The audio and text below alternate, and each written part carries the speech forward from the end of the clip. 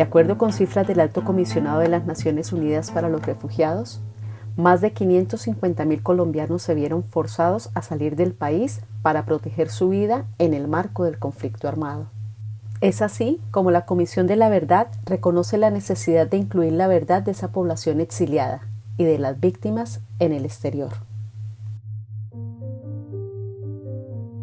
A la edad de 12 años mi mamá ya estaba desplazada. Lo que ella pensaba que era de su papá y de su familia, eso se lo quitaron y ella pues se desplazó. Le tocó que ir a rebuscarse la vida porque la mamá de ella había muerto cuando ella tenía 3 años. Después a su papá se lo mataron y ella vio eso. Y mamá nunca hablaba de eso porque mamá perdió absolutamente a todos sus familiares. Ella cuenta en algún momento de cómo ella, a veces de hambre, tenía que comer cunchos. Cómo ella, por ser desplazada, ella no podía ir a una escuela. No la dejaban entrar a la escuela. Y le tocaba que sentarse afuera a escuchar las clases de las profesoras. Y mamá aprendió a escribir y a leer sola. Y sabía las 4 operaciones, ella decía, yo sé las 4 operaciones. Este documental, dividido en 3 episodios, hace parte del esfuerzo por encontrar la verdad en el exilio y recoge el testimonio de algunas de las víctimas en el Reino Unido. Se debe aclarar que un buen número de los exiliados siguen guardando silencio ante la desconfianza que le generan los actores del conflicto que los obligaron a salir, el Estado en cabeza del gobierno o las guerrillas, incluidas las FARC que pactaron la paz. Muchos colombianos en el exilio aún desconfían de los acuerdos de paz y de los espacios democráticos que allí se abrieron. Muchos prefieren no saber nada de Colombia. Sin embargo, otros tomaron el riesgo, dieron su testimonio y hoy algunos de ellos nos cuentan su verdad.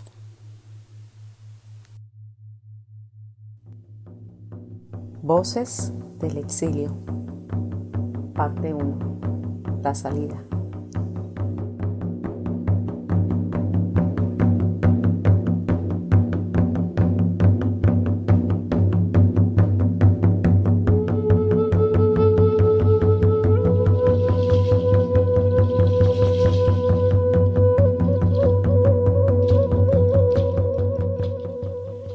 De 1958 a 1977, en Colombia se inició una nueva fase del conflicto, sucesora de la violencia.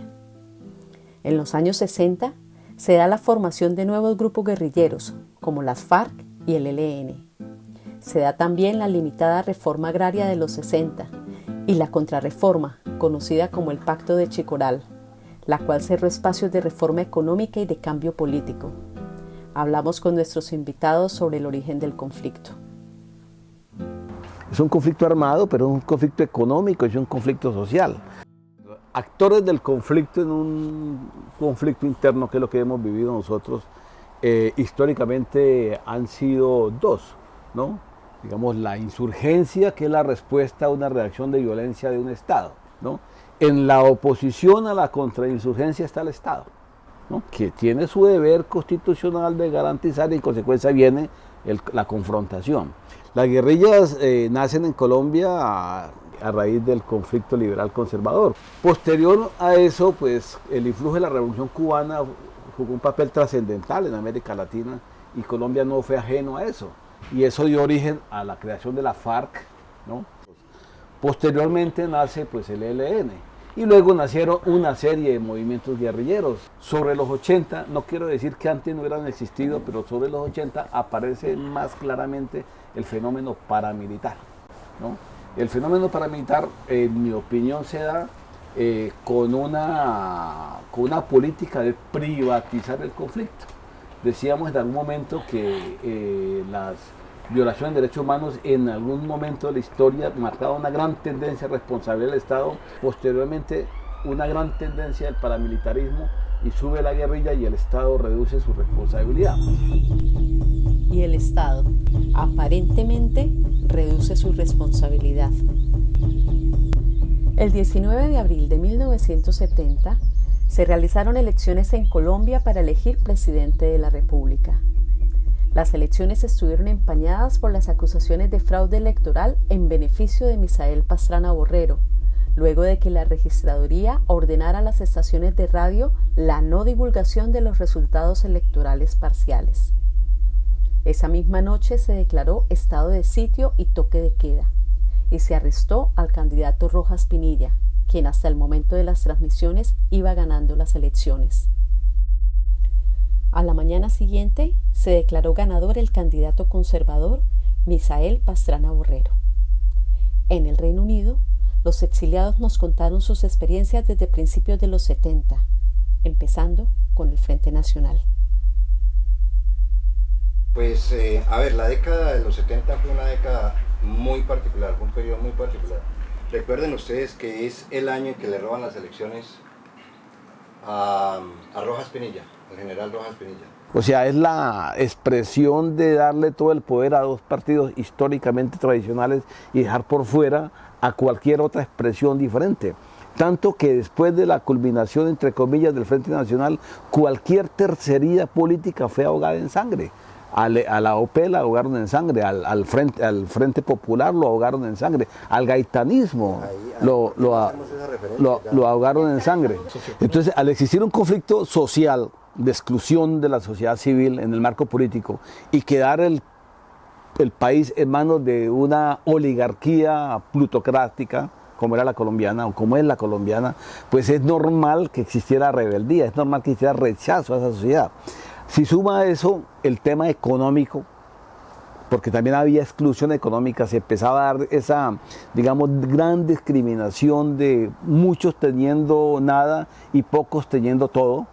En consecuencia, era la expresión de que una guerrilla podía tener todo un discurso político para eso. Es bien sabido que la opresión engendra resistencia, y ante los acontecimientos del momento, los movimientos sociales no se hicieron esperar. Pero al mismo tiempo se gesta ese gran movimiento estudiantil, que además ya venía en ebullición desde los 60, ¿no? El movimiento estudiantil, movimientos populares, movimiento de los trabajadores, de los sindicalistas, etcétera, etcétera. Pero eso no se da gratuitamente. Luego en el 77 esto culmina con una gran huelga nacional. Y creo que fue el primer paro cívico nacional contra el gobierno de López Miquelsen. La respuesta del Estado ante toda esa agitación social fue una mayor represión. De seguridad. Estatuto de seguridad, 1978. Pero es una ley antiterrorista, para pensar. Es una ley que se enmarca dentro de las leyes antiterroristas que ya manejaban en el mundo. Exacto. Irlanda era un ejemplo de ley antiterrorista. Exacto. En 1978 nace una nueva guerrilla y de parte del Estado se da una mayor represión contra los movimientos sociales, sus líderes, la comunidad y, por supuesto, contra la naciente guerrilla. En diciembre del año 78 se da la toma de las armas por parte del M-19. También me acuerdo de eso. El Cantón Norte. Se desocupa el cantón y el M-19 distribuye esas armas por todo el país y se levanta una ola de represión casi que yo diría que nunca se había sucedido en esa dimensión en el país. Ya bajo la presidencia de Turbay Ayala y el Estatuto de Seguridad, usted podía hacer una reunión, pero completamente escondido. Gente de las ciudades fue detenida masivamente. Allí cayeron intelectuales, profesores de todo tipo, estudiantes, sindicalistas. Bueno, me acuerdo que con muchas ínfulas el presidente Julio César Turbay Ayala dijo que habían logrado detener 68.000 personas. Y claro, eso era tener un país lleno de presos políticos. Eran 3 planes de vivienda. Tiraron panfletos y los terrenos donde la gente iba a trabajar estaba llena de esos panfletos donde los atacaban y donde decían que nosotros éramos comunistas o éramos guerrilleros o éramos miembros del M-19 y que iban a hacer una especie de limpieza, no sé, como que nos iban a erradicar de ahí. Esa limpieza Esa limpieza llegó de verdad años después. Ante esta difícil situación, las organizaciones humanitarias llaman la atención sobre Colombia. Amnistía Internacional presenta el primer informe sobre Colombia a principios de los 80s. Es un informe importante para la vida del país porque por primera vez se señala de manera clara y certera la manera en que se está asesinando, se está desapareciendo gente, se está reprimiendo población, las masacres comienzan a ser denunciadas y las detenciones arbitrarias que se están sucediendo. El gobierno obviamente no reconoce que hayan presos políticos y las evidencias eran tales que el informe produce que haya atención del resto del mundo sobre lo que pasaba allí.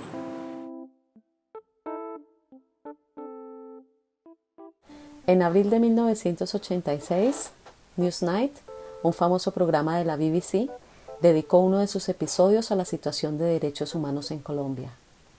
Ahora a Colombia, donde, según Amnistía Internacional, el terror político y los asesinatos han producido uno de los países más violentos del mundo. Solo el año pasado, unas 1.700 personas fueron ejecutadas ilegalmente. Muchos, dice Amnistía, por parte de la policía y las fuerzas de seguridad. Esta afirmación ha sido respaldada este mes a través de un informe filtrado por las fuerzas de seguridad civil, que encontró a un batallón del ejército local culpable de masacrar a 25 campesinos a sangre fría. Hasta ahora el gobierno colombiano se ha negado a comentar sobre este cargo específico, pero ha calificado de parcial el informe de Amnistía.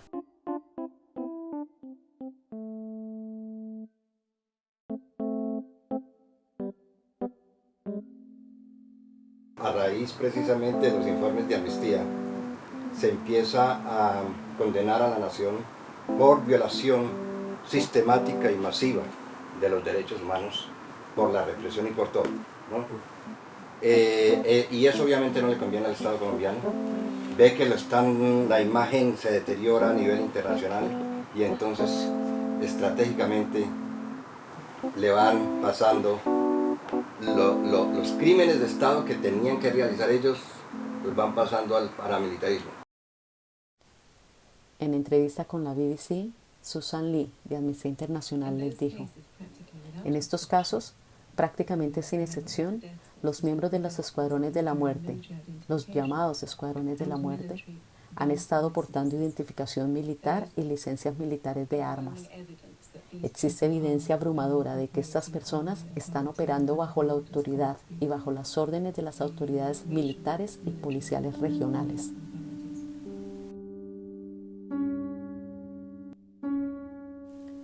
De 1983 a 1989, tras el retiro del Estatuto de Seguridad, se da un uso reiterado de estados de excepción o decretos de seguridad que facilitan las detenciones arbitrarias y torturas.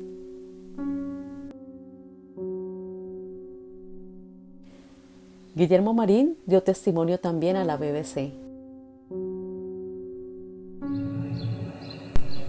Guillermo Marín, quien viajó de Colombia a Londres con su familia, dice que estaba recopilando detalles sobre los abusos de los derechos humanos cuando los soldados lo arrestaron. Le dijeron que era un guerrillero del M-19. Lo llevaron a un cuartel del ejército, lo torturaron y después lo tiraron al lado de una carretera. En un costal. Ellos me detuvieron. Luego dieron vueltas en un carro por 40 minutos. Después dijeron: hemos llegado. Se para alguien siendo. Luego escuché que alguien se paraba en el carro, puso unas balas en el arma y me hicieron arrodillar. Y me arrodillan. Me ponen una mano en el hombro. Me pusieron una mano en el hombro y sentí 2 disparos en la cabeza. Tuvo suerte, las balas solo le hirieron en la cabeza. Durante los 80 nacieron varias organizaciones de derechos humanos. Nació el Comité de Solidaridad con los Presos Políticos, el Grupo de Familiares de Presos Políticos, la Asociación de Familiares de Desaparecidos ASFADES y muchos otros más. ASFADES es la Asociación de Familiares de Detenidos Desaparecidos. ASFADES fue fundada en 1982 por un grupo de familiares que, como yo, también buscaban a sus seres queridos desaparecidos. Este grupo se inició con la desaparición de 12 estudiantes que posteriormente se supo que eran muchos más, que habían sido desaparecidos, estudiantes de las universidades nacional y distrital pedagógica. Asimismo, en los 80, se da un intento de avanzar en las negociaciones con las FARC y el M-19, al mismo tiempo que se inicia el auge del paramilitarismo. La imagen se deteriora a nivel internacional y entonces estratégicamente le van pasando los crímenes de Estado que tenían que realizar ellos, los van pasando al paramilitarismo. O sea que así es como se da después el auge del paramilitarismo. Es cuando surge el paramilitarismo con el 60, decías ahora, Miguel, con el 65% de los asesinatos y personas desaparecidas, y se reduce sustancialmente las del Estado. A mí, en particular, me iban a asesinar el día 10 de abril de 1996 en la ciudad de Montería, en la calle 28 con carreras 6 y 7. Yo me les logré escapar a los paramilitares. Uno era un paramilitar, el otro era un policía en servicio, pero que iba vestido de civil y yo lo conocía muy bien. Y a mí me iban a asesinar dentro del cementerio. Y me tocó volar paredes para salir del cementerio por la parte de atrás, porque me avisaron de que me estaban esperando unos tipos en una camioneta afuera. El paramilitarismo es una mesa de 3 patas, lo he dicho siempre. Una de las patas es la expresión de apoyo de las fuerzas militares, ¿no? Una segunda pata es de la parte de logística de narcotráfico y también terratenientes y ricachones del país. Claro, ahí se comprometieron eso. Y la tercera pata es esa, el Pentágono norteamericano. El hecho de que se presenten violaciones de derechos humanos serias de una parte del Estado no quiere decir que se niegue que existen también violaciones de derechos humanos de parte del movimiento insurgente. Por ejemplo, el asesinato de líderes de comunidades afro en zonas porque no coincidían con su política, el revanchas contra personas que no pagaban la vacuna, o sea, los asesinatos de personas que sospechaban, extorsiones, asesinatos arbitrarios de personas que sospechaban de negociar con el enemigo, cosas de ese tipo. Creo que el impacto que han tenido como toda la problemática y las guerrillas en Colombia, específicamente como las FARC, en mi familia empieza desde mi mamá.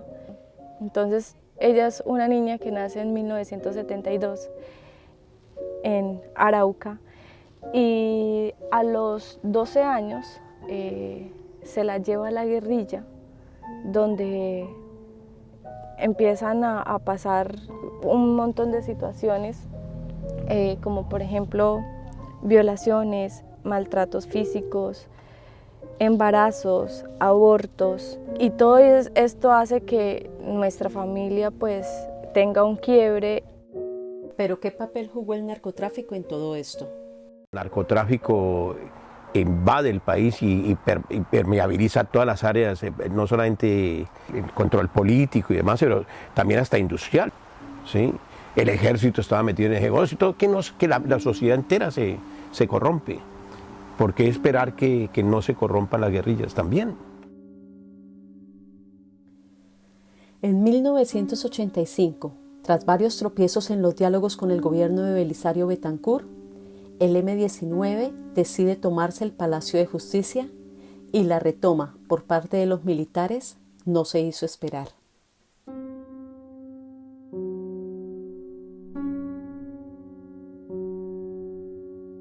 Desde acá, desde Inglaterra, se tenía cierta influencia procurando de que los diálogos entre el M-19 y el gobierno progresasen. Ese era el gobierno de Belisario Betancur, me parece. Y el M-19 baja de las montañas de Corinto y hacen unas carpas en Corinto, ¿ya? Los militantes se les pide que se dediquen a hacer educación política en las ciudades, ¿ya? Y comienza a aparecer también el asesinato de todos estos militantes que estaban siendo asesinados en el momento en que se está dando un diálogo entre el M-19 y el gobierno. Hay un comando del M-19 que ingresa al Palacio de Justicia, ingresa con la intención de hacerle un juicio político al presidente de la República, era presidente Belisario Betancur, ¿no? Y era presidente de la Corte Suprema de Justicia Reyes Echeandía. Y la M-19 se toma de manera armada el palacio con la intención de buscar una negociación sobre la base de una estructura democrática que estaba sustentada sobre 3 poderes. El presidente de la Corte llama, por supuesto, a Belisario Betancur, al presidente, para que se inicien las negociaciones, y evidentemente parece que ni siquiera el teléfono le pasó. No pasó. Y viendo la arremetida por parte del aparato militar hacia el Palacio de Justicia, eliminación física de todo el comando guerrillero que había ingresado, la eliminación, por supuesto, de muchísimas personas, de los magistrados, y muchos magistrados, y fuera de eso la quema del Palacio. En los testimonios que se lograron, se demostraron que la toma del Palacio de Justicia sirvió para quemar lo importante del Palacio de Justicia. Es una serie de investigaciones que venían desde los mismos procesos de estatuto de seguridad, que venían investigaciones contra miembros de las fuerzas militares y políticos comprometidos con el tema del narcotráfico. Jurídicamente, un levantamiento de hechos implica ir a ver la evidencia como está. Las fuerzas militares directamente ellos limpiaron, lavaron el Palacio de Justicia, lo limpiaron con mangueras y colocaron los muertos que quedaban allí quemados en lugares donde ellos consideran que fue en el... Y desaparecieron los que sobrevivientes. Claro. Recuerden que eso se llamó un golpe de Estado chiquito. Sí, ahí vino la desaparición forzada de todos los... Curiosamente eran los trabajadores de la cafetería del Palacio de Justicia, que le dijeron que ellos eran cómplices del ingreso del MN, cosa que nunca fue cierta y por supuesto nunca se probó. En esos días evidentemente el poder estuvo en manos de los militares. Por supuesto, donde hay un golpe de Estado. El poder ejecutivo no tiene nada que hacer, nada que decir. La Unión Patriótica, partido político que había surgido como resultado de las negociaciones en 1984 entre el gobierno y las Fuerzas Armadas Revolucionarias de Colombia, FARC, habían empezado por todo el país una campaña política en la que reiteraban su voluntad de paz con un gran auge.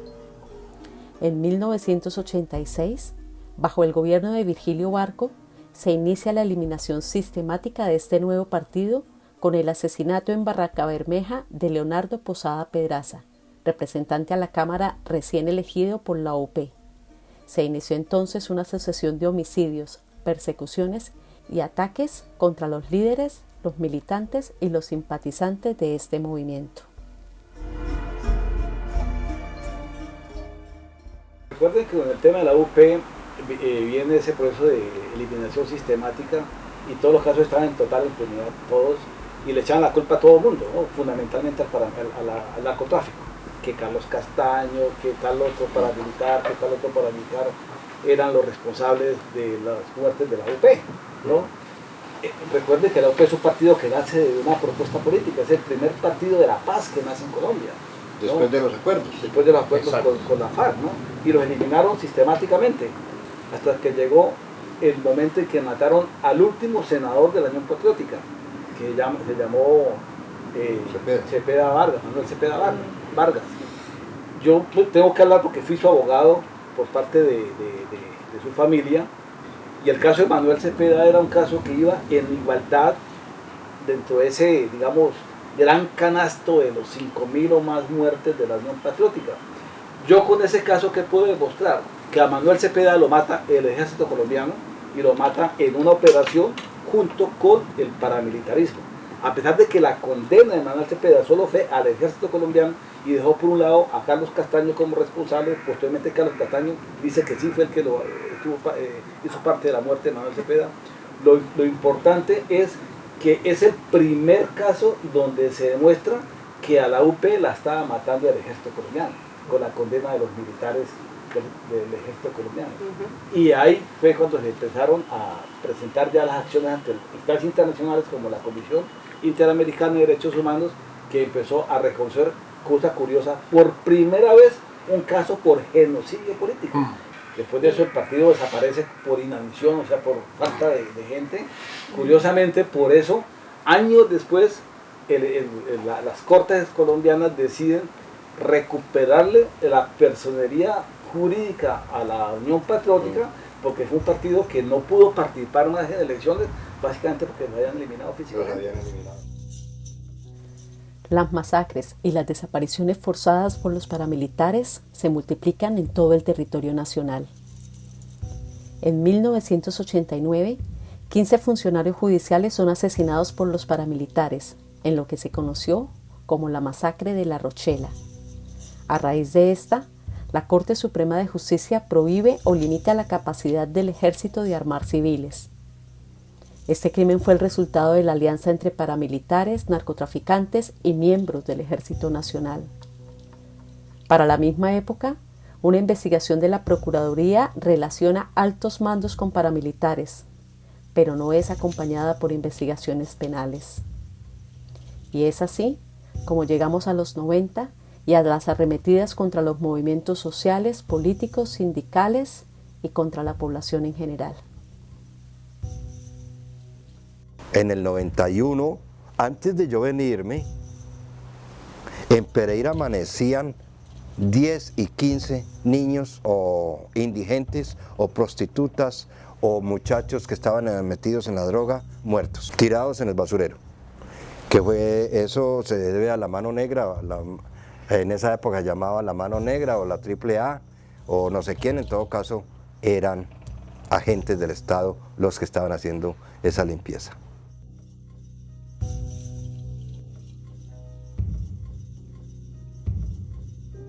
Mi nombre es Elizabeth Santander, salí de Colombia el 29 de mayo de 1990. Salí porque estaba buscando a mi esposo Marino Escobar Aroca, que fue desaparecido el 22 de enero de 1987 por miembros del Departamento Administrativo de Seguridad AS.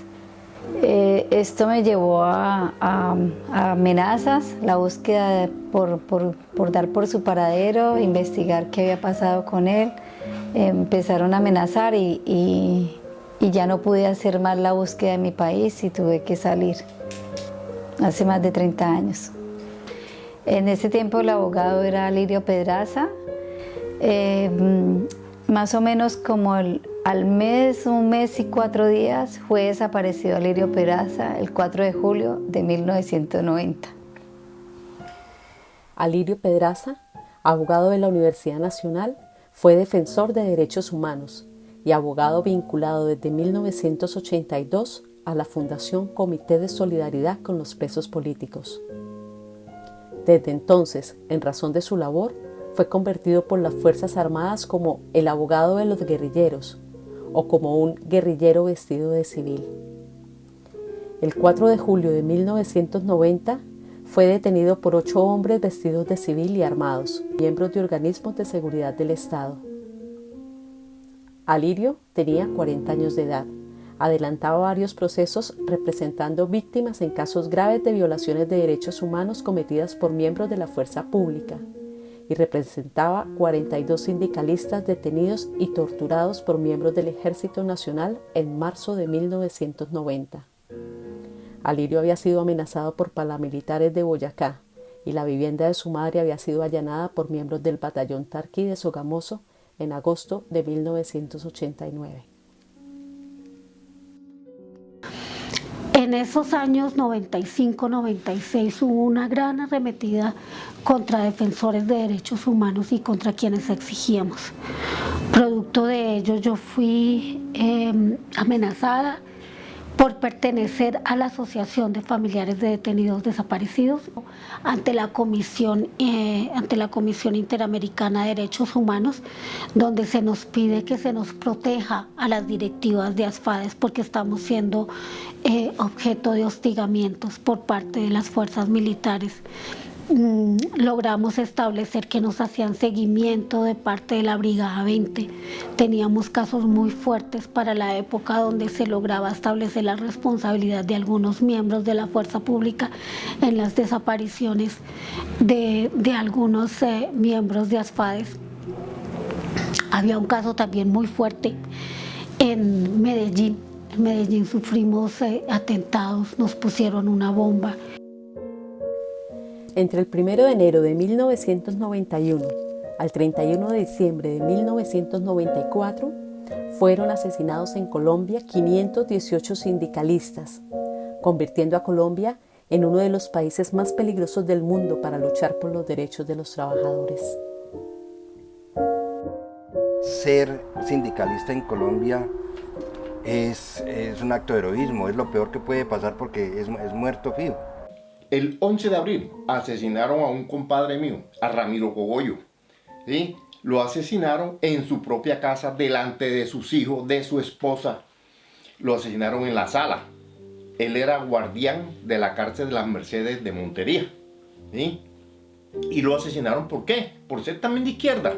¿Sí? Por ser luchador popular. Por exigirle al Estado, al gobierno, algunas reivindicaciones que necesita el pueblo. El 18 de abril de 1998, 2 hombres y una mujer al servicio de la banda La Terraza de las Autodefensas Unidas de Colombia, haciéndose pasar por periodistas, entraron a la oficina de Eduardo Maña Mendoza. Tras encerrar a su secretaria en un cuarto y ante la negativa de irse con sus victimarios, le dispararon. La frase favorita de Eduardo Maña Mendoza siempre que recibía amenazas de muerte era: más vale morir por algo que vivir por nada.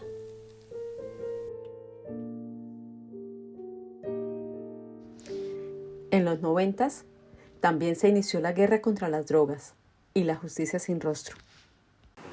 Entonces todo eso iba marcando una represión, una guerra, represión donde la víctima era sin lugar a duda la sociedad civil, ¿no? Y venían entonces aplicaciones de nuevas figuras de estatutos de seguridad, que eran las famosas leyes antiterroristas que se venían aplicando. Y ahí aparece la ley antiterrorista que se llamó la justicia regional, fue el nombre técnico que recibió, ¿no? Y todo eso fue para el pretexto de que el narcotráfico estaba amenazando a los jueces.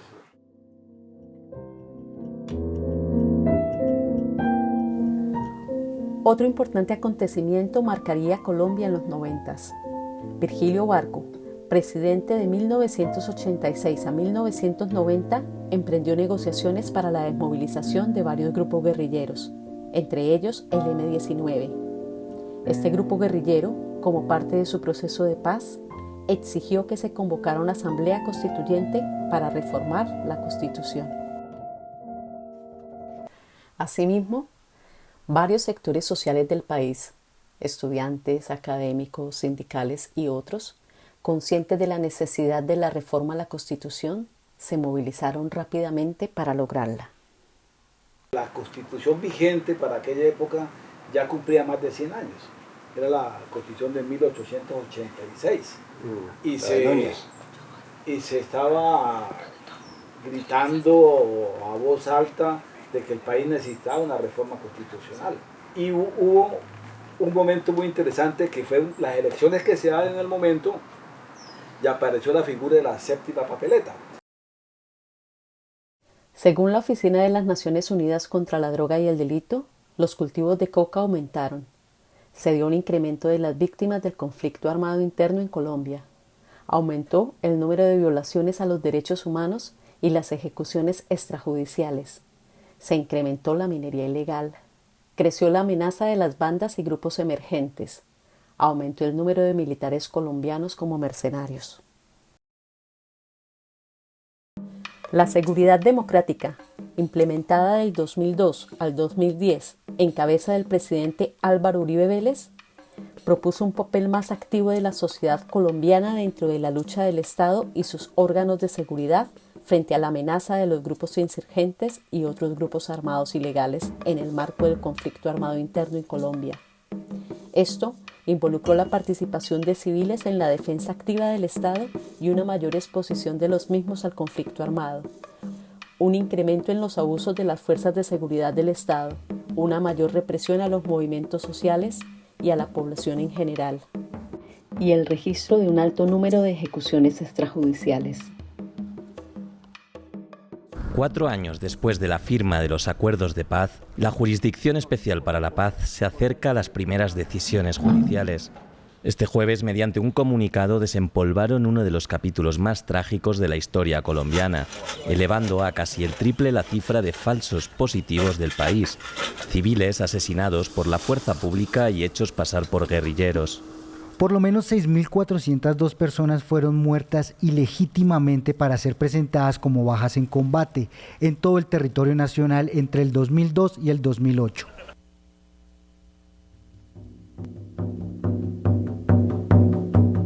Uno de los periódicos más oscuros que ha vivido la historia reciente de Colombia, hablar de 6.402 falsos positivos, que mal llamados falsos positivos. De al menos.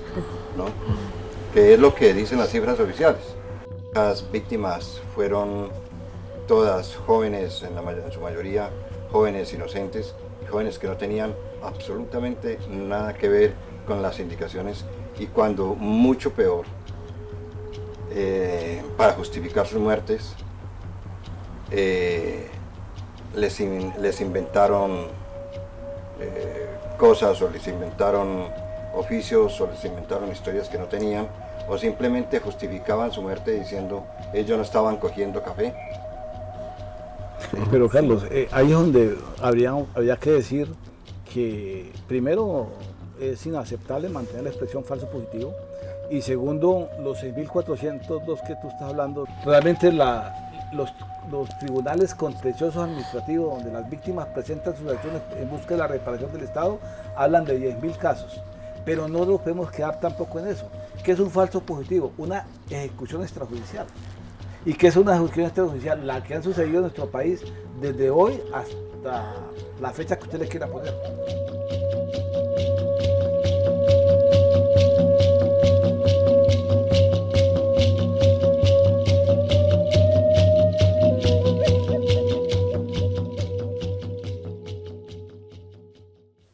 Toda esta historia de muerte ha llevado a que millones de colombianos hayan abandonado el país. Son más de 550.000 colombianos que se vieron forzados a salir del país para proteger su vida en el marco del conflicto armado. Esto sin contar con los otros muchos que han salido debido a la situación económica derivada del conflicto.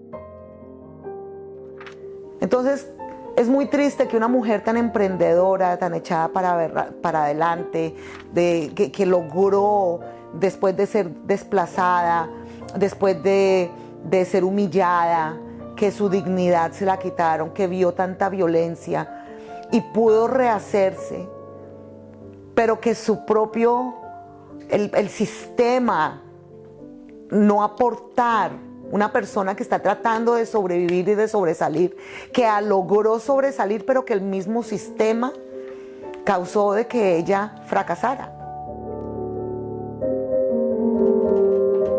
Entonces, ella no se vio de otra sino de irse de su país.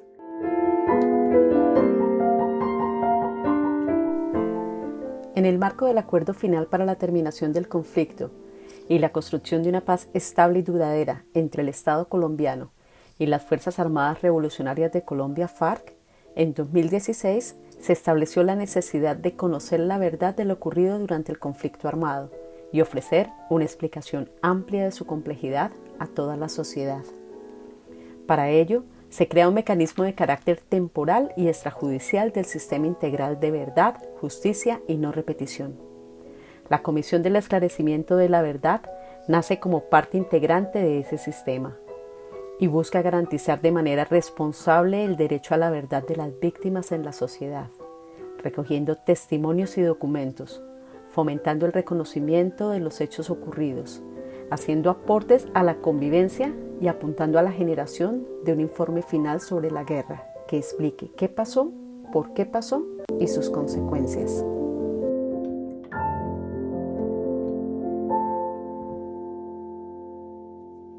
La Comisión para el Esclarecimiento de la Verdad, la Convivencia y la No Repetición, en cumplimiento de sus funciones constitucionales y legales, recolecta información contenida en entrevistas, imágenes, videos, audios, entre otros, con fines extrajudiciales para el esclarecimiento histórico de violaciones a los derechos humanos e infracciones al derecho internacional humanitario, contrastación y elaboración del informe final para fines estadísticos, promoción de reconocimientos de responsabilidades colectivas, convivencia y no repetición. En este marco, la Comisión está realizando el presente evento. Con su permanencia y o participación en el evento, manifiesta que autoriza el tratamiento y uso de sus datos personales e imagen, en el entendido de que el registro audiovisual y fotográfico tendrá la vocación de ser público y podrá ser transmitido en diferentes escenarios y plataformas de comunicación y espacios digitales.